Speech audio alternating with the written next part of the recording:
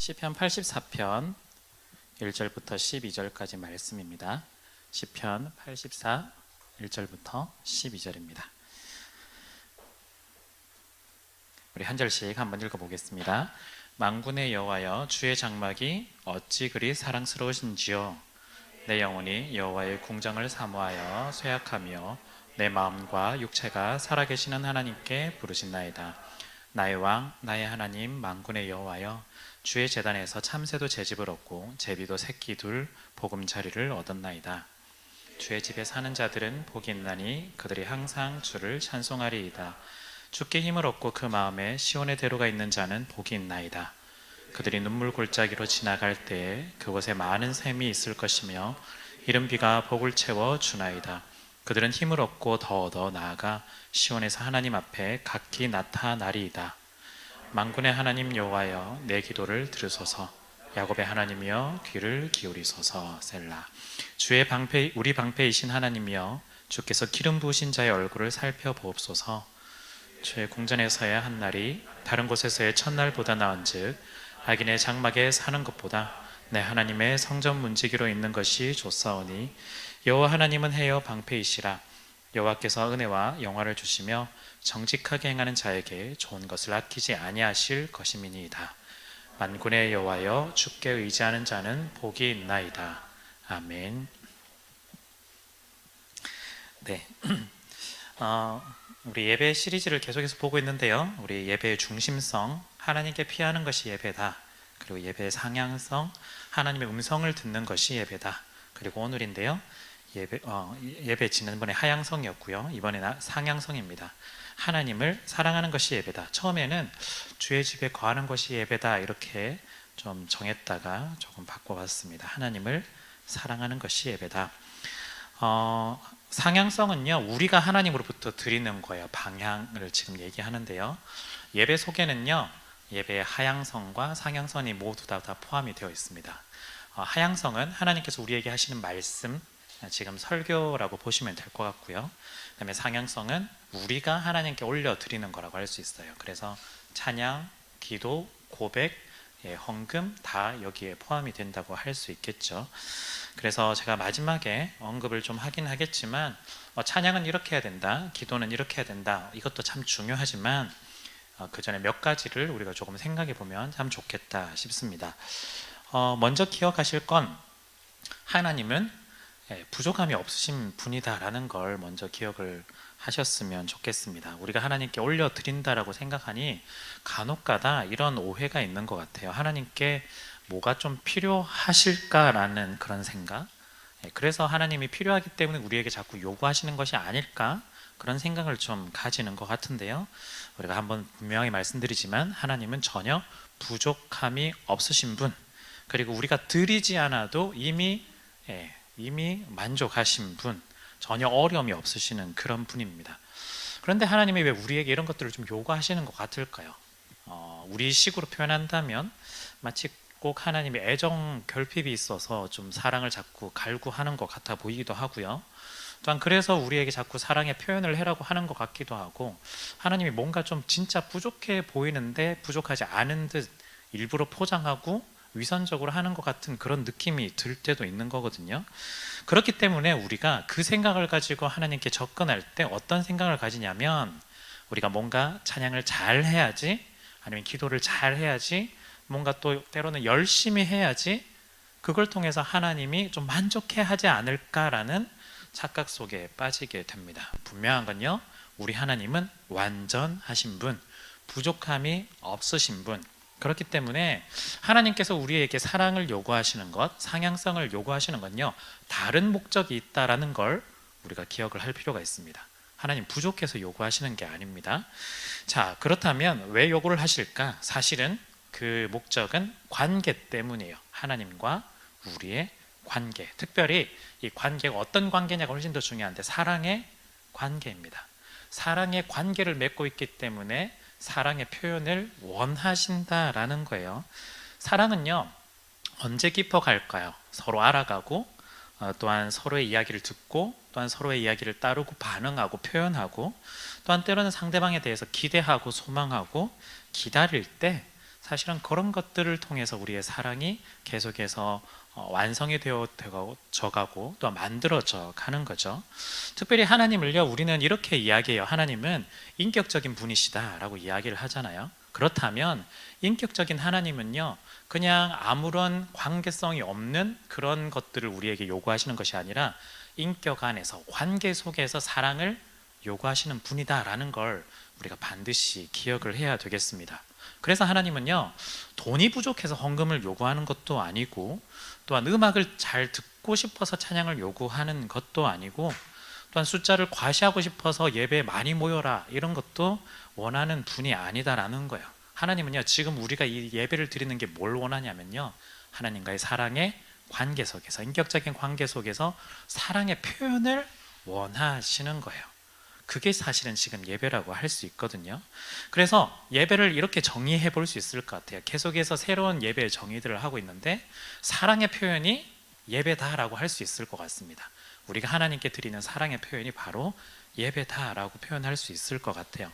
하나님께서는요, 우리의 사랑의 표현이 때로는 어설프기도 하고 부족하기도 하고, 그래서 좀 뭔가 다른 사람한테 할 때는 뭔가 상처를 주는 표현일 수도 있어요. 그럼에도 불구하고 하나님께서는 그 표현 자체가 기본적으로 하나님을 향한 사랑의 표현이라는 걸 알고 계시기 때문에 기쁨으로 우리를 맞아주시고 반겨주시고 또한 예배를 하나님께서 받아주시지 않을까 싶어요.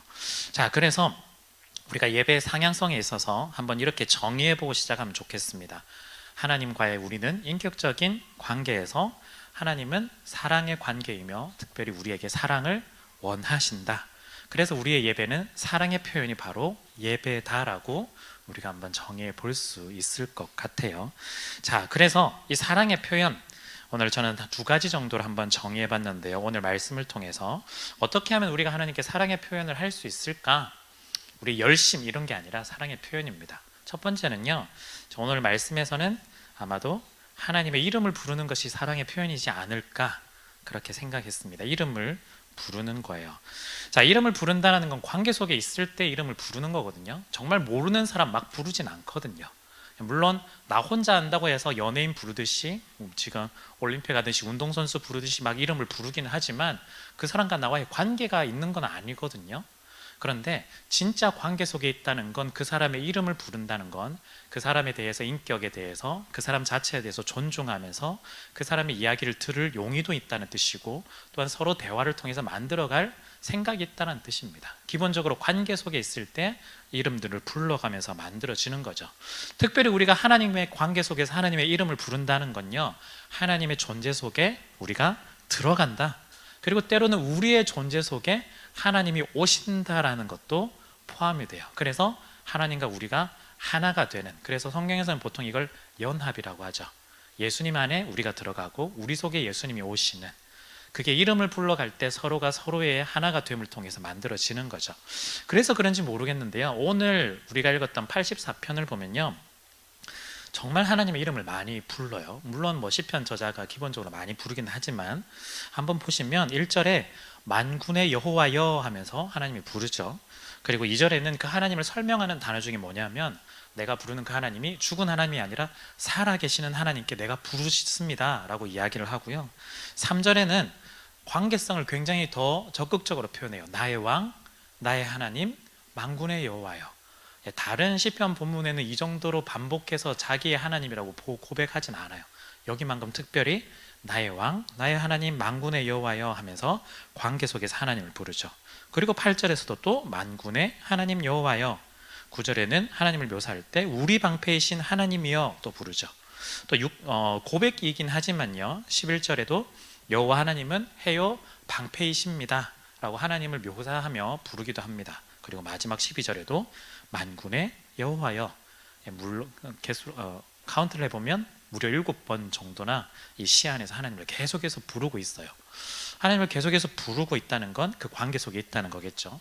특별히 방금 살펴본 단어 중에 만군의 여호와여 라는 단어가 굉장히 좀 반복이 됐는데요, 사실은 기본적인 만군의 여호와여 할 때 만군은요, 그냥 군대, 뭐 전투하는 부대 이 정도로 생각하실 수 있어요. 맞습니다. 기본적인 의미고요. 그런데 이 단어를 언제 보통 사용하냐면 하나님의 언약궤를 묘사할 때 보통 만군의 하나님의 궤, 만군의 하나님의 성전, 만군의 하나님의 증거궤, 언약궤 이런 식으로 표현해요. 그 말은요, 언약궤는 하나님과 우리가 만나는 장소거든요. 즉 하나님의 임재를 표현하는 호칭으로 보통 만군의 여호와라고 부릅니다. 그 말은 오늘 시인이 하나님을 부를 때 그냥 사랑의 하나님, 자비로우신 하나님 이렇게 부른 게 아니라 만군의 여호와 우리 하나님이라고 부른 건 나를 만나주시는, 임재하셔서 나를 만나주시는 그 하나님이다라고 이야기하는 거죠.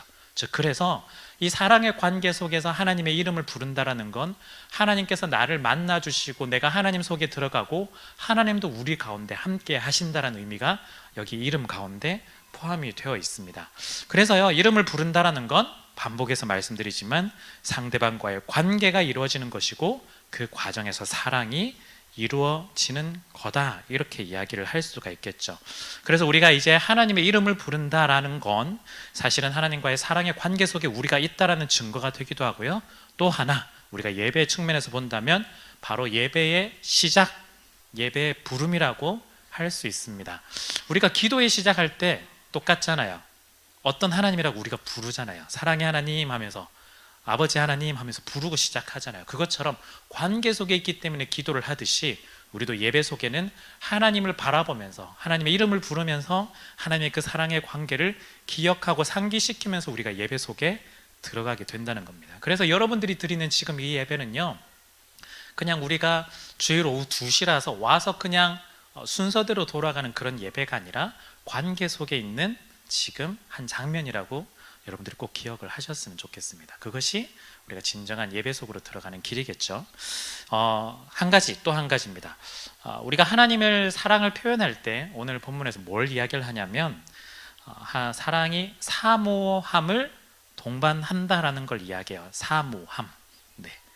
방금까지는 주님의 이름을 부르는 것, 하나님의 이름을 부르는 것이었다면 이번에는 사모함입니다. 이 사모하다라는 단어는요, 사전적으로 보면 애틋하게 생각하고 그리워하다 이런 이야기가 담겨 있어요. 그래서 그걸 좀 더 여러 가지 단어들로 풀어보면 이 단어 속에 사랑한다, 기다린다, 따른다, 그리워한다, 생각한다, 연모한다 이런 것들이 다 사모하다는 단어 속에 포함이 될 수가 있습니다. 그러면 왜 이런 이야기가 나왔는지 오늘 1절부터 잠깐만 한번 볼게요. 1절에서 주님의 장막이 사랑스럽다라고 이야기를 해요. 주의 장막이 어찌 그리 사랑스러운지요. 너무 사랑스럽습니다. 사실은요, 지금 이 시인이 어떤 장면이냐면 성전을 향해서 걸어가고 있는 중입니다. 즉 옛날에는요, 절기 때마다, 중요한 절기 때는 예루살렘을 향해서 사람들이 흔히 말하면 성지순례 하듯이 성전을 향해 갔어요. 왜냐하면 거기서 하나님을 만났기 때문에. 그래서 지금 가고 있는 거예요. 그런데 주님의 장막은 바로 예루살렘이고 언약궤를 말하고 성전을 말해요. 그러니까 하나님을 말하는 거죠. 하나님을 보며 나아갈 때 너무나 사랑스러워서 너무나 좋다라고 지금 고백을 하고 있는 거예요. 자, 그런데 사랑하면요, 너무 사랑하면 좀 아프다고 해야 될까요? 네, 약간 혼자서 사랑하면 상사병이 걸리듯이 약간 아프다라고 해야 될까요? 그게 지금 시인이 말하는 약간 2절에 좀 담겨 있어요. 내용은 여호와의 궁정, 이게 주님의 장막하고 똑같습니다. 궁정을 사모하여 쇠약함이 쇠약해졌다는 뜻이에요. 내 마음과 육체가 살아계신 하나님께 부르짖나이다 하는데, 지금 주님을 향해 가는데 너무나 주님을 사랑하다 보니 때로는 몸과 마음이 아플 정도로 지금 사랑하고 있다라는 거예요. 그래서 지금 어떤 표시냐면, 우리는 지금 매일마다 기도하고 말씀을 보고 예배드리면서 하나님을 만날 수 있지만 그 당시의 사람들은 성전에서만 하나님을 만난다라고 생각했거든요. 그러다 보니 지금 나는 하나님을 너무 사랑하는데 지금 만나지를 못하는 거야. 마치 우리가 장거리 연애를 해서 너무너무 멀리 있어서 1년에 한 3번 정도밖에 못 만난다. 그런데 너무나 보고 싶은데 지금 당장 갈 수 없는 상황이다. 그런데 이제는 갈 수 있게 되었다. 근데 지금 상황이 너무 사랑하다 보니 마음이 좀 아프고 몸도 힘든 그런 상황까지 왔다, 이런 이야기인 거예요. 지금 시인이 그렇습니다. 그래서 자기의 마음이 너무 힘들고 아파서 참 하나님께 부르짖고 있는데, 그럼에도 지금 그 길을 향해서 저는 걸어가고 있습니다 라고 이야기하는 거죠. 그러다 보니 이런 마음이 드는 거예요. 걷다 보니 차라리 내가 여기서 사는 게 아니라 정말 주님이 계신 그곳 예루살렘에서 성전에서 나는 살았으면 좋겠다. 그러면 이런 거 어려움도 없을 거 아니냐라고 이야기하죠. 그게 바로 이어지는 9절에 나와 있습니다. 날마다 하나님 보면 만나면 참 좋을 텐데 성전에서 새들이 집을 짓고 보금자리를 가지고 자유롭게 사는 것이 너무너무 부러워서 그렇게 살면 참 좋은데 지금 좀 너무 아쉬운 거죠. 너무너무 부러운 거예요. 그러다 보니 이렇게 고백을 하는 겁니다. 정말 주님의 집에 사는 사람들은 정말 좋겠다. 그게 3절 4절이죠. 주님을 함께 있고 만나고 사랑을 표현하는 그런 사람들은 너무너무 좋겠다, 부러워하는 이 시인의 이야기를 발견할 수가 있습니다. 여러분, 어쩌면요 우리도요 이런 경험들이 있지 않을까 싶어요. 이게 사랑인지 아닌지는 여러분들 잘 모를 수도 있겠지만 그런 거죠. 이런 이야기 할 수도 있어요. 굉장히 어떤 거냐면 자기가 정말 좋은 것 발견하고 흔히 말하는 맛집 발견하면 와, 우리 집 근처에 있으면 내가 매일마다 갈 텐데 막 이런 거예요. 네. 그거 너무 멀어서 정말 가고 싶어도 잘 못 가는데 우리 집 있으면 매일마다 내가 그냥 출퇴근하듯이 갈 텐데 이렇게 이야기하는 거랑 똑같아요. 물론 시인은 맛집 이야기를 하는 게 아니라 물론 성전 이야기를 지금 하고 있지만 성전이 우리 집 근처에 있다면 너무너무 좋을 텐데 이렇게 표현하는 거예요. 여러분 그런 걸 교회라고 바꿔서 여러분들 생각해 보신 적 있으신가요? 교회가 바로 집 옆이었으면 너무너무 좋을 텐데 제가 생각보다 그런 분들을 만나 뵙지 못해서 아마도 약간 그 중고등학생 때 교회 오는 게 너무 재밌어서 즐거웠던 친구들이라면 그때라면 생각했겠지만 우리가 나이가 조금씩 차고 또한 교회에서 또한 생활도 여러 가지 뭐라고 해야 할까요? 리더도 좀 해보고 이렇게 지나 보니까 역시 교회랑 집은 먼 게 제일 좋아 이렇게 생각하는 것 같아요. 그런데 우리가 물리적으로는 멀리 있다 하더라도 우리의 마음만큼은 이 시인처럼 고백을 해야 되지 않을까 싶어요. 정말 하나님, 제가 지금 물리적으로는 지금 차 타고 주일 예배를 오기 위해서 1시간 걸리는 거리지만 그럼에도 불구하고 제 마음은 정말 주님의 집 근처에 있어서 항상 주님을 만나고 싶습니다. 이런 고백이 우리 가운데 있어야 되지 않을까. 물론 저도 이걸 실천하지 못해서 집이 어떻게든 교회랑 멀리 떨어져 있는 상황이긴 하지만 우리의 마음만큼은 이런 시인의 마음처럼 우리가 닮아가야 되지 않을까 싶어요. 어쩌면요 우리가 그동안 이런 마음들을 가지지 못했던 건 교회에서 우리가 하나님을 만나고 고백할 때 단지 하나님과의 사랑의 관계 속에서 예배를 드렸다기보다는 때로는 우리가 일로서 하나님을 너무 많이 만나서 그랬던 것 같아요. 사실은 하나님을 만났다기보다는 일을 하고 그냥 끝냈던 경우인 거죠. 그래서 우리가 그런 반발심이라든지 또는 그런 반응이 나오지 않을까 싶습니다. 그런데 만약에 우리가 지금 다시금 마음을 새롭게 해서 일이 아니라 직접 예배 가운데 하나님을 만난다면 우리가 기대와 소망들이 있다면 이런 마음들로 조금 바꿔볼 수 있지 않을까 싶어요. 그래서 우리가 하나님을 만나고 경험하고 사랑하고 사모하는 마음이 점점 더 커진다면 우리의 마음만큼은 아니면 실제로 우리가 집을 정할 때도 우리가 하나님의 만나는 그곳 가운데 더 가까이 있고 싶습니다. 우리가 이런 마음들이 더 커질 수 있지 않을까 싶습니다. 그래서 우리 모두가 주님의 집에 거할 수 있는 그런 복을 누릴 수 있는 사람들이 되었으면 좋겠습니다. 물론 오늘 신약의 시대에서는 우리 구약의 물리적인 거리를 넘어서서 우리의 마음 가운데 직접 성령님께서 오셔서 우리가 성전이 되어서 직접 만나지만 그럼에도 우리가 이 마음들을 담아서 동일하게 나아간다면 훨씬 더 하나님께서 좋아하지 않을까 그런 생각을 합니다. 자, 그래서 이 시인이 지금 걸어가고 있는데 어떻게 했을까요? 자, 자신이 있는 자리에서 출발해서 지금 성전을 가고 있는데요. 그래서 하나님을 만나고 싶어서 어떻게 표현했느냐? 5절에 그 마음에 시온의 대로가 있는 자는 복이 있다. 이게 무슨 뜻일까요? 이 한글 성경이다 보니까 표현이 좀 어색해서 이게 잘 와닿는지는 잘 모르겠는데 이 말은 어떤 말이냐면요. 하나님께 만나고 싶어서 가고 싶어서 지금 제 마음이 제 발걸음이 이미 그 시온을 향해서 예루살렘을 향해서 걸어가는 그 길 가운데 제가 있습니다 라는 표현이에요. 즉 제가 지금 출발했어요 이 얘기예요. 지금 저 출발했습니다. 저 걸어가고 있습니다. 제 마음이 이미 시온을 향해서 가고 있습니다. 이 표현을 하고 있습니다. 그래서 1, 2, 3, 4절에 보면 자기가 하나님을 만나고 싶고 사랑의 표현을 하고 싶은데 너무너무 부러워요 하고 거기서 끝을 낸 것이 아니라 실제 지금 걸어가고 있다는 걸 이야기를 하고 있는 거예요. 저 시온의 대로 예루살렘으로 향하는 길, 하나님을 만나는 그 길 가운데 제가 서 있습니다. 지금 가고 있습니다. 이렇게 이야기를 하는 거죠. 여러분, 사람의 마음은요, 자기가 좋아하는 것을 향해서 가게 되어 있어요. 이건 다 공감하시죠? 자기가 좋아하는 것을 향해서, 사랑하는 것을 향해서 시선을 두게 되어 있고, 또한 마음이 가게 되어 있고 행동도 가게 되어 있어요. 근데 이게 우리가 지금 예배를 생각하면, 예배의 마음이 있다면, 하나님의 마음이 있다면 자연스럽게 예배로 오겠지만, 우리가 그 외에 다른 케이스를 생각해 본다면 예배보다 더 중요한 것이 있다면 우리의 마음은 그곳으로 향해 갈 거예요.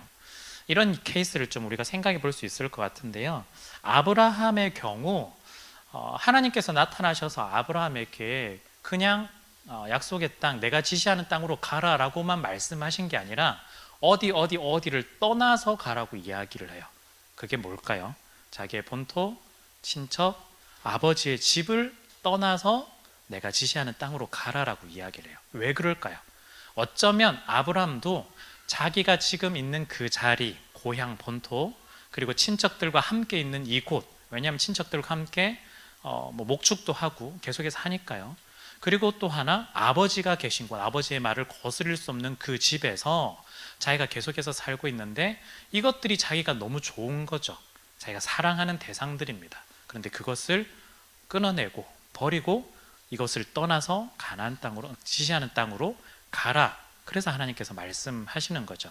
어쩌면 우리에게도 동일하게 이야기를 하는 것 같아요. 이 시인도 마찬가지인데요, 자기가 사랑하는 것이 있다면 굳이 예루살렘으로 가지 않았을 수도 있어요. 우리가 사랑하는 것이 있다면 굳이 예배를 기대하지 않고 우리가 오지 않았을 수도 있습니다. 그러나 우리가 우리의 마음 가운데 하나님을 더 사랑하고 기대한다면 그 방향을 향해서 때로는 힘들지만 한 걸음 한 걸음 한 걸음 우리가 오게 된다라는 거예요. 그래서요, 우리가 사모함, 이 두 번째 주제인데요, 이 주제에서 사모함에서 이 부분들을 생각하다 보면 이런 것들을 우리가 발견할 수 있습니다. 어떤 거냐면, 하나님을 사모하고 사랑의 표현을 하고 예배에 나아가는 건요, 우리의 자신의 옛것, 자신이 원래 사랑했던 것을 버리는 일이기도 해요. 사모함은요, 옛 일과 옛 사랑과 옛 모습과 옛 자신이 섬기던 그 예배에서 벗어나서 우리가 시온의 대로에 올라가는 것, 그것이 진짜 사모함일 거예요. 어쩌면 우리가 하나님을 사모하고 더 사랑하고 그런 표현을 향해서 한 걸음 한 걸음 내딛지 못한 그 이전의 모습에서 시온의 대로를 봤다면, 어쩌면 우리가 걷지를 않아서 풀이 엄청나게 많이 나 있을 수도 있고 길이라는 흔적은 있을 수도 있겠지만, 정말 제대로 해치지 않으면 이게 길인지 아닌지 알 수 없을 정도의 모양이 되었을 수도 있어요. 우리의 마음이 그렇다는 거예요. 그런데 우리가 이 길을 계속해서 걸어가다 보면 진짜 확실한 길이 눈에 띄게 되고, 때는 풀도 없어지게 되고, 우리가 그 길이 대로라는 것을 확인하면서 정말 걸어갈 수 있겠죠. 그래서 첫걸음이 쉽지가 않아요.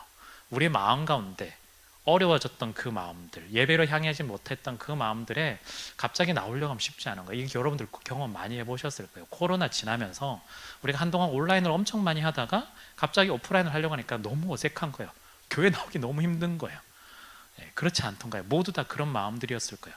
물론 아무런 사람들 신경 하나도 안 쓰고 다녔던 사람들이라면 뭐 그냥 오면 되지 할 수 있겠지만, 그래도 사람이라는 게 눈치가 있는데, 모양이 있는데 쉽지 않은 거야. 그런 모습을 오늘 이 비유를 통해서 생각해 본다면, 어쩌면 우리가 걸어갔던 이 시온의 대로가 풀이 굉장히 무성했던 상황이었을 수도 있고, 또한 여러 가지 길이 엉망진창이 되어서 길이 아닌지도 길이었는지도 모르는 그런 모습이었을 수도 있습니다. 그런데 여러분들이 한 번 오고 두 번 왔다 갔다 하고 세 번 왔다 갔다 하다 보면 이게 길이 되어 있는 거죠. 마찬가지입니다. 혹시 주변에 여러분들 지체들 가운데 어색함 때문에 못 나오시는 분들 계시거든요. 네, 물론 그 사람의 잘못이라기보다 구조적인 문제도 있어요. 시스템적인 것도 있지만, 때로는 마음 가운데 부담이 있으신 분이라면 여러분들이 그 길을 같이 걸어갈 수 있도록 손잡고 같이 가면 되게 좋겠습니다. 그래서 난 이 길 알아. 그 사람은 잘 모를 수도 있겠지만, 왜냐하면 지금 너무 풀이 우성해서.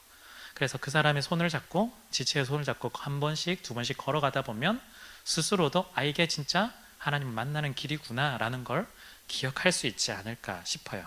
그래서요, 우리의 마음 가운데 시온의 대로가 있었으면 좋겠습니다. 우리의 마음 가운데 시온의 대로가 깔끔하게 정비가 되어서 정말 하나님을 만나는 기대와 소망들이 여기에 담겨 있었으면 좋겠습니다. 조금 유치하긴 하지만 한번 이렇게 한번 적용해 보면 어떨까 싶었는데요.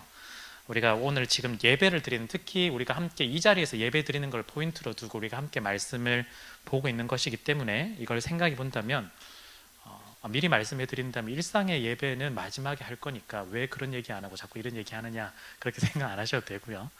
우리가 이 시간 가운데 생각해 본다면 교회 오는 발걸음, 어쩌면 여러분들이 버스에 타는, 지하철을 올라타는 그런 순간들, 한번 놓치면 진짜 가기 싫은데 막 이런 생각, 알람 한번 그냥 끄고 있으면 지금 일어나서 저는 2시에 못 갈 것 같은데 막 이런 생각이 들 수 있겠지만, 여러분들이 마음의 시온의 대로를 담고 한 번씩 걸어오신다면 훨씬 더 여러분들이 이 길들을 잘 걸어오시지 않을까 싶어요. 우리가 이 길을 걸어온다면 때로는 우리의 발목을 잡고 있는 것들도 분명히 있을 것이고요. 특별히 쉬는 날 여러분들이 해야 되는 것들 있잖아요. 취미생활도 있고 친구를 만나는 것도 있고 사귀는 사람들과 연애하는 그런 시간들도 분명히 있을 것이고, 그런 길들이 있지만 분명 여러분들이 이 길을 걷는다면 주의 집에 사는 자들, 시온의 대로를 걷는 자들에게 복이 있을 것이다 라는 이 말씀이 여러분들의 말씀이 될 것입니다. 자, 여러분, 제가 좋은 이야기를 했지만 쉽지 않을 때가 분명히 있다는 것 또한 아시죠? 그게 6절입니다. 그들이 눈물 골짜기로 지나갈 때 그곳에 많은 샘이 있을 것이며 이른 비가 복을 채워 주나이다. 시인의 입장에선 지금 걸어가고 있죠. 순례의 길을 가고 있어요. 그런데 항상 시온의 대로가 정말 잘 닦여 있는 게 아닌 거예요. 때로는 눈물이 날 정도로 힘든 길도 있는 거예요. 광야를 걸어갈 수도 있고요. 정말 어려운 상황들이 생길 수도 있고요. 때로는 그 당시라 생각해 본다면 어차피 많은 사람들이 예루살렘으로 간다고 생각하면 분명히 도둑들도 있고 강도도 분명히 있을 거거든요. 그런 사람들, 그런 곳 가운데 정말 힘들고 힘든데 그곳 가운데 주님께서 샘을 열어주시고 또한 이른 비를 통해서 복을 채워주신다라고 이 시인이 고백하고 있어요. 여러분, 이걸요 우리가 교회 오는 발걸음으로 적용할 수도 있겠지만 조금 확장시켜서 우리의 인생길이라고도 생각해 봐도 될 것 같아요. 하나님을 만나러 가는 길, 여러분들 인생이 참 쉽지 않잖아요. 남들은 잘 알지 못하는 참 어려운 인생길이지만 그곳 가운데 걸어가는 가운데 주시는 약속이 뭐가 있냐면 하나님이 많은 샘을 열어주실 것이고 또한 이른 비를 통해서 여러분들 가운데 뿌렸던 싹들이, 씨앗들이 싹을 분명히 내게 만들어 주실 것이다 라는 그 약속의 말씀을 여러분들이 기억을 하셨으면 좋겠습니다. 그래서 이 걸음들이 여러분들이 전혀 아깝지 않은 걸음들, 정말 귀중한 걸음들이라 여러분들이 믿었으면 좋겠고요. 더불어서 아주 좁게 다시 한 번 더 본다면 예배의 자리로 오는 발걸음 가운데 발목을 잡는 일들, 시온의 대로를 향해서 가는 길 가운데 어려운 일들, 그 과정 속에서 우리를 그냥 두지 않으시고 보호하시고 지켜주시며 우리를 인도해 나아가며 이 자리로 이끌어 오실 것이다. 그렇게 여러분들이 이 말씀을 보시면 되겠습니다. 그래서 마지막 7절에 그들은 더 힘을 얻고 더 얻어서 나아가 시온에서 하나님 앞에 각기 나타나리이다. 지금 시온의 대로를 걷는 길의 결론이에요. 사실은 7절이 이 시인이 걸어서 어떻게 됐죠? 시온에 도착했어요. 예루살렘에 도착했고 하나님의 성전 앞에 도착했고 그곳 가운데서 하나님을 만난 거예요. 하나님 앞에 각기 나타나리이다. 어떻게 하나님께서 계속해서 힘을 주셔서 더 주셔서 결국 하나님 앞에 나아가서 하나님의 사랑 표현을 할 수 있게 되었다라는 거예요. 여러분, 우리가 하나님을 만나는 것에는요 이 지금 과정이 그림처럼 그려지시지만 상향성이라고 한다는 건 우리의 굉장히 노력이 많이 필요해요. 왜냐하면 사랑의 표현을 해야 되니까. 우리 지체들 가운데 흔히 경상도에서 좀 오신 분들이 좀 계시잖아요. 그래서 경상도에서는 사랑의 표현을 좀 잘 못하는 걸로 알고 있는데 진짠가요? 네. 네. 사랑의 표현을 하셔야 돼요. 쉽지는 않지만 저도 엄청 못하거든요. 저 못하는데 노력하셔야 돼요. 그만큼 그래야 상대방이 알죠. 물론 우리 하나님은요 우리가 얼마나 하나님을 사랑하는지 알고 계세요. 그러나 인격적인 하나님이시라고 했잖아요. 그렇다면 우리가 사랑의 표현을 한다면 하나님은 이미 알고 있지만 그 얘기를 들으면 더 좋은 거예요. 이미 서로가 남녀가 서로가 사랑하고 있는데 사랑하고 있다는 걸 알아. 그렇지만 아무 말도 하고 있지 않다면 어떤 마음이 들까요? 그래, 역시 날 사랑해라고 자꾸 느낄까? 오히려 사람은 부정적인 동물이라서 사랑하지 않는다라고 자꾸 생각할지도 몰라요. 근데 사랑한다고 말을 해줘야, 그리고 어떤 표현을 해줘야 분명히 서로가 사랑한다는 걸 알게 되거든요. 마찬가지입니다. 우리가 하나님께 사랑의 표현을 하는 거죠. 하나님은요, 우리의 마음을 너무나 잘 아셔서 먼저 우리를 사랑하시고 우리에게 사랑의 표현을 엄청나게 매번 하시는 분이세요. 그렇다면 우리도 10번 받았으면 한 번이라도 대답은 해야죠. 네, 우리가 하나님께 사랑의 표현을 하는 거예요. 이 상향성에 있어서는 이처럼 굉장히 많은 노력들이 필요하고 수동성이 아니라 적극적이고 능동적인 우리의 표현들이 여기에 담겨 있습니다. 그래서 이 사모한다라는 건요, 여러분들이 이 단어 속에 마치 기다리고 그냥 마음으로만 끙끙 앓는다고 생각하지만 절대 그렇지 않습니다. 굉장히 적극적인 태도가 사모함 속에 포함이 되어 있어요. 갈급해하고 갈망해하고 그걸 행동으로 옮기고 있는 거예요. 내가 하나님을 만나고 싶다면 저 걸어가겠습니다. 예루살렘을 향해서, 시온을 향해서 걸어가겠습니다. 이렇게 포함이 되어 있는 거죠. 여러분, 그래서요, 하나님을 향한 우리의 사랑을 고백하는 것, 우리가 표현하는 것, 이것이 바로 예배이자 하나님이 원하시는 것이라는 걸 우리가 기억을 해야 되겠습니다. 그래서 말씀 가운데 하나님께서 하향성, 우리 가운데 사랑을 표현해 주시고 우리 가운데 말씀하여 주셨다면 우리 또한 하나님께 사랑의 표현으로 상향성으로 드리는 예배가 우리 가운데 있어야 한다라는 거죠. 여러분, 그렇다면요, 우리가 이 구체적으로 적용에 넘어가기에 있어서 한 가지 제가 더 드리고 말씀을 드리고 좀 넘어갔으면 좋겠는데요. 제가 거기 순서지도 이렇게 적었는데요, 드리는 것보다 더 많은 것을 받는 사랑이라고 제가 적어놨어요. 무슨 말이냐면요, 우리가 하나님과의 계약 관계에 있다라고 자꾸 착각하시면 안 돼요. 기브 앤 테이크라고 생각하시면 안 됩니다. 우리는 기도할 때 그렇게 하죠. 하나님, 이거 들어주시면 제가 이거 할게요. 자꾸 하나님과 계약 관계로 자꾸 들어가는데 아니라는 거예요. 하나님의 그 마음을 다한 사랑을 우리 가운데 보여주신다면 우리도 마음을 다한 사랑으로 하나님께 표현을 해야 된다는 거예요. 내가 받은 만큼만 하나님께 하겠습니다.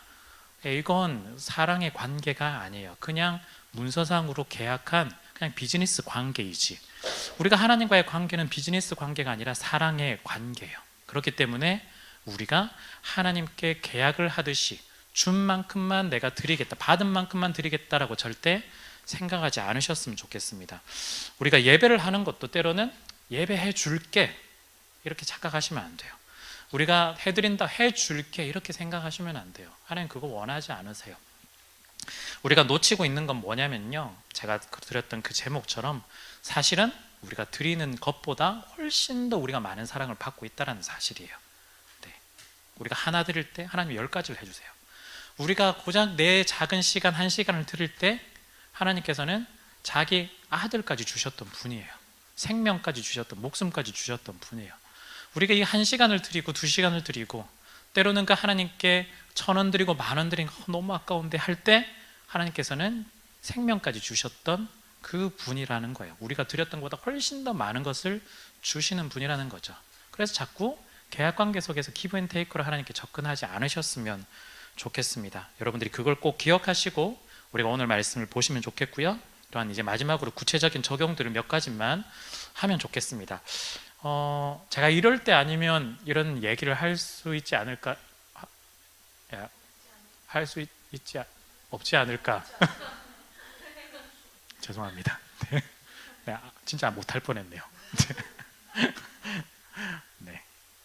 우리가 예배를 드릴 때 물론 우리의 예배가 삶의 예배와 지금의 예배가 같이 공존하지만 우리가 지금 예배 시리즈를 하면서 지금 이 부분은 우리의 예배를 조금 구체적으로 두고 하는 이야기니까 그렇게 이해하시면 좋겠는데요.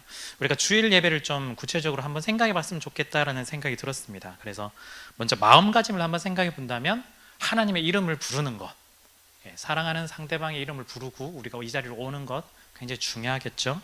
그래서 예배로 오는 이 발걸음이 사모함으로 가득 찬 여러분들의 발걸음이었으면 좋겠습니다. 물론 항상 그렇지는 않죠. 항상 그렇지는 않습니다. 때로는 정말 지겹게 올 수도 있고요. 그 연애를 할 때도 권태기가 오는 것처럼 그런 마음이 들 때도 있어요. 그렇지만 그게 당연하다라고 생각하시면 안 되고요. 어떻게 하면 내가 더 하나님의 사랑을 표현해 볼 수 있을까? 권태기라 해도 하나님은요, 우리에게 사랑을 멈추신 적이 없으세요. 우리 마음이 권태기였지 하나님 마음은 권태기가 아니거든요. 하나님은 항상 우리에게 마음으로 모든 것을 다해서 사랑을 베풀어 주시는데 우리가 단지 마음이 왔다 갔다 할 뿐이에요. 우리의 마음을 어떻게 하면 하나님께 다시 한번 다잡을 수 있을까, 사랑의 표현을 할 수 있을까를 스스로 발견하고 확인하고 고민해 보시면서 우리가 사모함으로 예배 자리로 나와야 하겠습니다. 그리고 특별히 그렇다면 2시 전에는 예배 오셨으면 좋겠어요. 제가 이거 약간 빌드 받으신 한 몇 주 전부터 이야기를 했던 것 같은데 2시 전에는 오셨으면 좋겠습니다. 우리가 물론 꼭 2시만 예배냐, 물론 10시 예배 12시 드려도 괜찮습니다. 그런데 이 예배를 여러분들이 오신다면 2시 전에는 오셔야 되지 않나 싶어요. 왜 2시 전에 오지 못할까? 여러분들 용서하시고 이야기를 좀 들어주셨으면 좋겠는데요. 왜 그럴까? 예배가 철저하게 자기중심적이어서 그래요. 내 위주, 나 위주로 돌아가서 그래요. 그러니까 내 기준으로 그냥 예배를 보고 있다라는 거죠. 왜냐하면 내가 예배 드리고 내가 은혜 받고 내가 만족함을 얻는 거죠. 나 예배 드렸어 라고 끝나는 거예요. 이게 상처가 안 되셨으면 좋겠지만 오히려 여러분들에게 약이 되셨으면 좋겠어요. 네. 예배는 사랑의 표현이라고 말씀드렸어요. 우리가 그 관점으로 우리가 예배를 참여했으면 좋겠습니다. 만약에 지금 이 2시에 예배가 아니라 여러분들이 너무 연애를 하신 지 오래돼서 이게 감이 없을 수도 있겠구나 생각해 보니 이게 상처가 되는 건가요? 옛날을 한번 떠올려 보세요. 한 몇 년 전 이야기 한번 떠올려 보시면 서로 만나는데 물론 성향상 흔히 말하는 MBTI상 시간을 초월하시는 분들이 가끔 있긴 하지만 그래도 우리 2시에 만나 하면 진짜 2시 전에는 만나야 되잖아요. 그런데 그게 원래 이 사람 성향이야, 나는 이 모든 것들을 다 이 사람을 받아들일 수 있어라면 괜찮아요. 근데 하나님이 그런 분이거든요. 그런데 여러분이라면 그걸 다 받아들일 수 있나요? 매번 늦게 와. 둘이 2시에 보기로 했는데 연락도 안 돼, 카톡도 안 읽어. 그런데 갑자기 4시에 막 와가지고 중간에 오는데 탕후루 너무 맛있어가지고 탕후루 하나 먹고 코인 노래방 있네 하면서 노래 한 곡 부르고 왔어 막 이러면서. 여러분 용서가 되시나요? 물론 우리 하나님은 용서가 되시는 분인데 우리가 사랑과 인격의 관계라고 다시 한 번 더 생각해 보신다면 우리가 2시라고 정한 건요, 어쩌면 하나님이 정한 게 아니라 우리가 정한 거거든요. 물론 나는 안 정했어라고 또 이렇게 유치하게 하지 마시고 우리가 정한 건데 우리 2시에 만나 해놓고 하나님은 기다리고 있는데 우리는 갑자기 3시에 나타나고 4시에 나타난다라면 그게 좀 이상하지 않나요? 이게 그냥 이렇게 한번 생각해 보는 거예요. 인격적이고 사랑의 관계 속에서. 그런데 우리는 어떤 자세냐면 시간이 늦어도 상관없습니다. 만약 내가 왔으면 됐고 내가 만났으면 됐고 내가 내가 밥 사주면 되잖아, 내가 커피 한 잔 사주면 내가 결제하면 되잖아, 약간 이런 태도가 있지 않을까라는 생각을 좀 했습니다.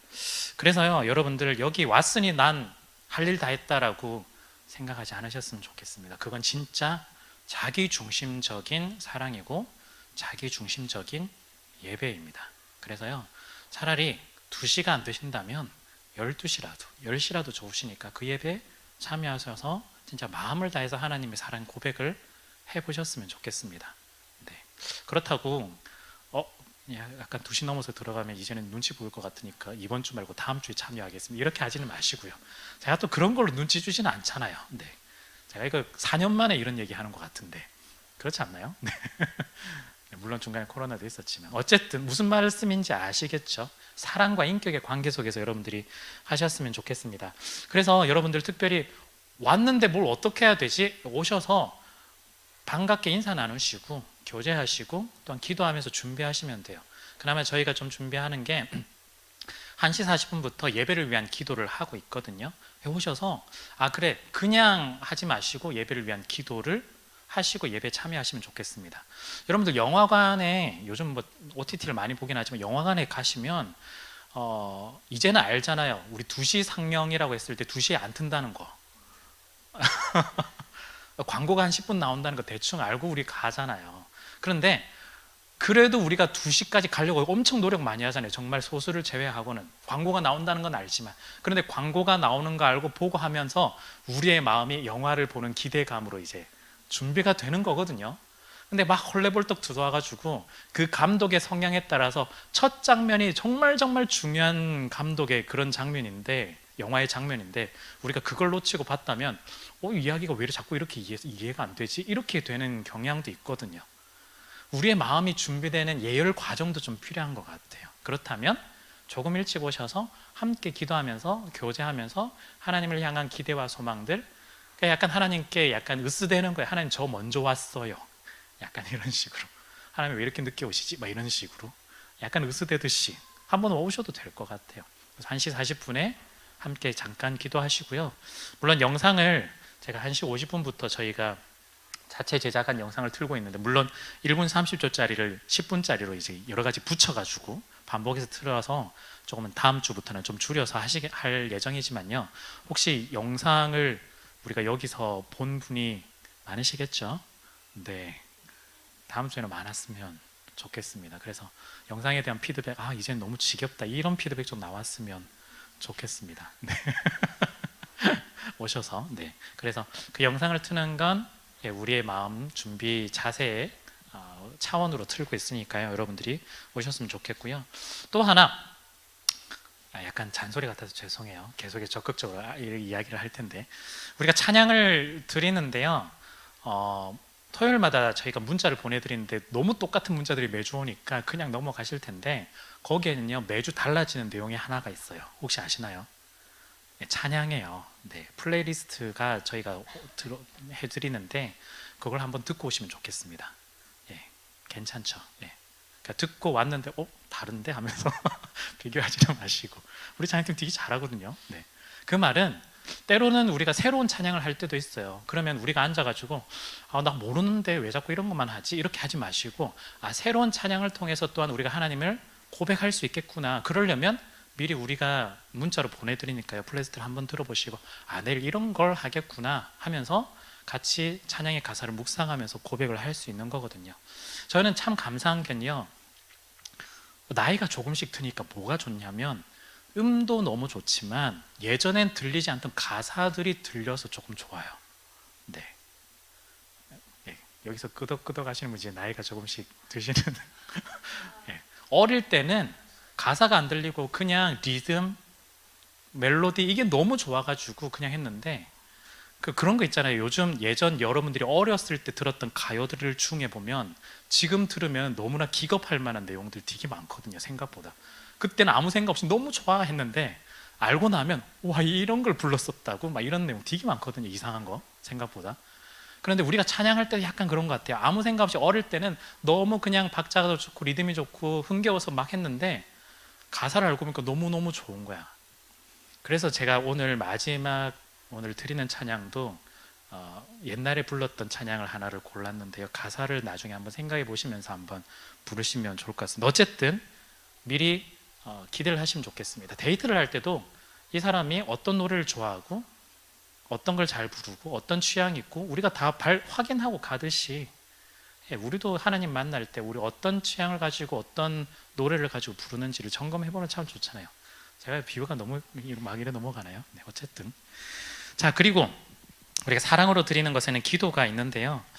하나님께서 주시는 말씀을 가지고 우리가 기도하는데, 예배 중에는 우리가 기도를 여러 번 하지만 특별히 마음으로 드리는 예배로 저희가 이렇게 좀 같이 하고 있습니다. 같이 너무 많이 참여해 주셔서 너무 정말 감사드리고요. 이 과정들을 통해서 여러분들이 그냥 내는 것으로 끝내지 마시고, 저는 안 내셔도 괜찮습니다. 괜찮아요. 중요한 건요, 여러분들이 결단과 다짐을 한 주간 계속해서 기도하시면서 지속해 나가는 게 굉장히 중요한 거니까요. 내고 안 내고가 중요한 게 아닙니다. 그런데 한번 해보는 겁니다. 그냥 머릿속으로만 생각해서 이번 주 잘 살아야지랑 직접 써보는 거랑 좀 다르기 때문에, 그래서 자꾸 써보라고 하시는 거거든요. 써보라고 하는 거거든요. 그래서 한번 꼭 해주셨으면 좋겠고요. 그 다음에 중요한 걸 하나 말씀드리려고 하는데, 봉헌, 헌금이에요. 네. 헌금을 저는 두 가지로 좀 설명을 하고 싶은데, 한 가지는 다음 주에 말씀을 좀 드리고 싶고요. 한 가지는 오늘 말씀드리고 싶은 건 신앙 고백이라고 생각하시면 좋을 것 같습니다. 왜 우리가 굳이 헌금을 드릴까? 하나님 돈 필요 없다고 했는데 왜 자꾸 돈을 드리냐? 우리의 신앙 고백이라고 여러분들 생각하시면 좋겠습니다. 우리가 예배 앞부분에 사도신경으로 우리의 믿음을 말로 고백했잖아요. 그런데 예배의 마지막 부분에는 우리가 행동으로 한번 고백해 보는 겁니다. 그게 헌금이에요. 왜 헌금이 우리의 행동이냐? 사실은 우리의 삶의 고백에 있어서 가장 중요한 게, 여러분들의 인생에서 중요한 게 뭐가 있나요? 돈이에요. 먹고 살려고 지금 다 여러분들 일하시는 거잖아요. 부인할 수 없어요. 돈이 가장 중요합니다. 돈 없으면요, 요즘 막 세대가 많이 바뀌었기 때문에 돈 없으면 사랑도 없고 돈 없으면 아무것도 없다고 계속 이야기할 정도로 굉장히 돈이 중요한 만큼 그런 시대잖아요. 그런 시대 속에서 여러분들이 삶의 주인이 누군지를 고백하고 표현해내는 방식이 헌금이에요. 돈이 내 인생의 주인이라면요, 굳이 헌금 안 하셔도 돼요. 그런데 이 모든 것들의 삶의 주인이 하나님이라면 하나님께서 이 또한 일을 인도해 주시고 또한 돈을 벌게 해주시고 아주 작은 금액이라도 나에게 이런 것들을 주신다면, 아, 하나님께서 하셨군요 라는 표현으로 우리가 신앙의 고백으로 행동으로 옮겨내는 것이 헌금이라고 할 수 있는 거죠. 그래서요, 사실요, 금액이 전혀 중요하지 않아요. 우리 신앙 고백이 훨씬 더 중요합니다. 100만 원, 나중에 여러분들이 돈 많이 버시다가 1000만 원 내고 뭐 마치 있는 것처럼 막 1억을 내고 뭐 하시면 좋겠죠. 그런데 그거 내고 나서 내가 나 좀 냈어, 그거는 지옥 갈 일이에요. 네. 그건 전혀 의미 없습니다. 네. 자기 과시일 뿐이거든요. 그런데 내가 많이 내더라도 신앙 고백으로 진정하게 내게 되고, 적게 내더라도 여러분들이 하나님이 우리 모든 인생의 주인입니다라고 고백한다면 하나님 정말 정말 기쁘게 받으실 거예요. 성경에는 작은 금액들에 대해서 하나님이, 예수님이 좀만 칭찬을 많이 하셨지만 많은 금액도 기쁘게 낸다면 하나님이 엄청나게 칭찬을 하실 거예요. 그런데 우리가 작은 금액만 자꾸 보니까 큰 금액은 아예 안 돼, 약간 이렇게 하는데 절대 그런 건 아니고요. 과부의 두 랩돈 아시잖아요. 작은 금액이었지만 본인의 가지고 있는 금액 중에서는 가장 큰 금액이었어요. 그런데 하나님께서는, 예수님께서는 그의 신앙 고백을 보시고 기쁘게 받으셨던 거예요. 여러분, 다시 한번 말씀드리지만요, 하나님은 우리의 사랑 고백을 받고 싶은 거지 우리의 돈을 받고 싶은 게 아닙니다. 사랑 고백을 받고 싶은 거지 돈을 받고 싶은 게 아니에요. 그래서 하나님께 우리의 사랑의 고백을 하셨으면 좋겠습니다. 그러면 좀 더 구체적으로 어떻게 하면 좋을까? 이게 여러분들은 좀 도움을 드릴 수 있을 것 같은데, 11조 하셨으면 좋겠어요. 근데 그걸 너무 10분의 1이라고 여러분들 올가매지 마세요. 네. 거기에 너무 매이지 마세요. 네. 그렇다면 다른 방식으로 여러분들이 충분히 더 많이 하실 수 있습니다. 어떤 방식이냐? 예를 들어서 11조, 저는 너무 10분의 1이 너무 무서워요. 지금 제 신앙으로 너무 힘들어요. 이러면 여러분들이 한 주간에 있었던 걸 감사의 고백으로 감사 헌금을 한번 해보시면 좋을 것 같아요. 하나님, 제 인생 가운데 인도해 주셔서 감사합니다. 하나님, 저를 붙들어 주셔서 감사합니다. 이렇게 한번 해보시면 좋을 것 같아요. 제가 예전에 한번 제 케이스를 한번 이렇게 말씀드렸는데, 저는 뭐 헌금을 잘한다는 뜻이 아니고, 요즘은 현금을 거의 안 쓰잖아요. 저는 현금을 들고 다녀 본 적이 거의 이제는 한 5년 넘어가는 것 같은데 거의 들고 한 적이 없거든요. 그래서 현금을 안 하고 계좌이체로 이렇게 해보니까 제가 목사지만 잘 안 하게 되더라고요, 헌금을. 네, 저는 잘할 것 같아 보이지만 ATM 뭐 계좌이체로 하니까 안 하더라고요. 네, 안 해요. 저도. 여러분들이 굉장히 편하면 계좌이체로 하면 되게 잘할 것 같지만 안 해요. 사람은 되게 편리함을 추구하는 동물인 것 같아도 되게 편리하면 더 안 하게 되어 있어요. 그래서 억지로 불편함을 감수할 필요가 있겠다라는 생각이 들어서 저는 이제 필요할 때마다 ATM 가가지고 지점 가가지고 왕창 좀 뽑아요. 헌금용으로. 어떻게 보냐면 많이 낸다가 아니라 일주일에, 제가 금액까지 지금 다 얘기할 것 같은데 일주일에 감사 헌금으로 2만 원. 저는 그래서 매주 감사 헌금으로 그렇게 일부러 현금으로 이렇게 내고 있어요. 계좌이체를 하지 않고. 그러려면 이제 예를 들어서 한 뭐 10주 이런 식으로 뽑는 거예요. 한 예를 들어 20만 원, 뭐 15주 30만 원 이렇게 뽑아가지고, 왜냐하면 2만 원 뽑겠다고 가가지고 그 다음 주에 또 안 뽑아지더라고요. 제가 그런 동물인 걸 알았기 때문에 그래서 한 번에 그냥 30만 원씩 뽑고 그래가지고 그냥 제 자리에다가 그냥 봉투 다 담아가지고 그냥 한 번에 딱 모아놓고 한 주씩 빼가지고 네, 그렇게 하고 있어요. 그렇게라도 해야 되겠다라는 생각이 드는 거예요. 요즘 현금 자체가 없고 거의 다 카드로만 하고 다 이 어플로만 하니까. 여러분들 스스로를 보실 때 11조라는 10분의 1에 너무 집착하지 마시고 처음에는 일단 감사 헌금으로 여러분들이 감사의 표현을 더 해보시면 훨씬 더 좋을 것 같습니다.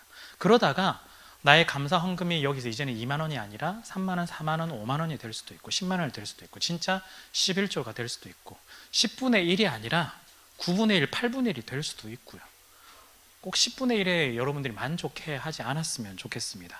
그리고 17, 11조 이러니까 세전을 해야 되냐 세후를 해야 되냐, 여러분 굉장히 유치한 질문이거든요. 이거 그 말의 의도가 뭘까요? 난 안 하겠다요 사실은.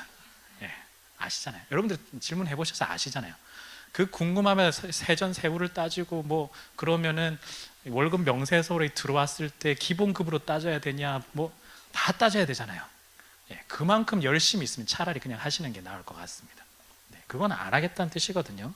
그러면 이걸 사랑과 인격의 관계 속에서 여러분들이 꼭 기억을 하실 게 하나님께서 돈이 필요하셔서 그렇게 한 게 아니거든요. 그렇다면 여러분들이 지금 사랑하는 사람에게 예를 들어서 선물을 딱 사주고 내가 선물을 샀지만 부가세 10%는 나한테 좀 줘야 되겠어 뭐 이런 식으로 하진 않잖아요. 네가 좀 더 내 뭐 이런 건 아니잖아요. 기브 앤 테이크, 거래 관계, 비즈니스 관계라면 자꾸 그런 식으로 우리가 하나님께 요구를 할 거예요. 내가 11조를 했으니까 하나님 저한테 뭐 좀 주셔야 되는 거 아니에요? 이런 식으로 자꾸 나올 거예요. 아니요, 사랑의 관계, 인격적인 관계입니다. 그렇다면 우리의 사랑의 표현을 행동으로, 돈이 우리 인생의 주인이 아니라 하나님이 내 인생의 주인이고 사랑의 관계이다라는 걸 여러분들이 계속해서 표현을 해보시면 좋겠습니다. 그래서요, 금액은 여러분들이 정하시겠지만 신앙의 도전을 여러분들이 해보셨으면 좋겠습니다. 제가 고민을 해보니까 어떤 도전이 우리가 가장 쉬우면서도 가장 해볼 수 있는 도전이 뭐가 있을까 생각하면 헌금인 것 같아요. 갑자기 제가 이제부터 한 2달 정도라도 선교지 다녀오겠습니다, 이런 도전 가능할까요? 여러분들이 지금 대학생이고 아무것도 뭐 아니라면 돈은 굉장히 많다면 하겠죠. 근데 아니에요. 우리 불가능해요. 근데 우리가 현실 생활에서 실제 해볼 수 있는 도전은 그런 도전인 것 같아요. 헌금 해보는 거예요. 한번 해보셨으면 좋겠습니다. 그래서 이걸 통해서 여러분들이 신앙을 고백하고 사랑을 표현해 보면 좋겠습니다. 그리고 나머지 헌금에 관련된 이야기 한 번 더 할 건데 다음 주에 네, 한번 좀 말씀을 드리도록 하겠습니다. 한번 정리해 보겠습니다. 제가 이런 케이스를 조금 약간은 유치해 보일 수 있어도 이렇게 이야기 말씀드렸던 건, 중요한 건 단순히 여러분들이 받아들이실 때 그냥 이렇게 해야 돼, 이건 틀렸어, 이건 정답, 이게 아니에요.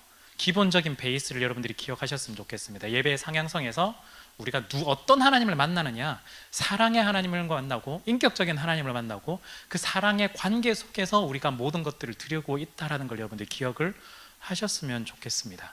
우리가 사랑의 관계 속에서 사랑을 표현하는 것이 바로 이 예배다. 그렇기 때문에 우리가 약속 장소에 우리가 맞춰오는 것도, 또한 기도를 하는 것도, 또한 헌금을 하는 것도, 찬양을 하는 것도 사랑의 표현으로 여러분들이 하셨으면 좋겠습니다. 이건 맞고 이건 틀리고 이렇게 해야 돼 저렇게 해야 돼, 이건 아닌 것 같아요.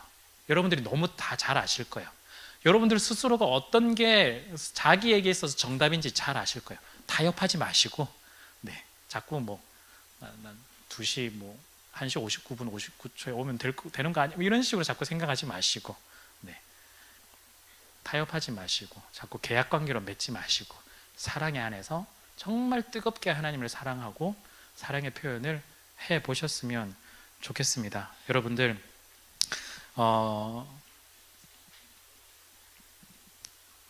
얼마나 하나님을 사랑하는지 저도 잘 여러분들을 잘 모르고 또한 옆에 있는 사람들도 모르지만 여러분들 스스로가 잘 아실 것 같습니다.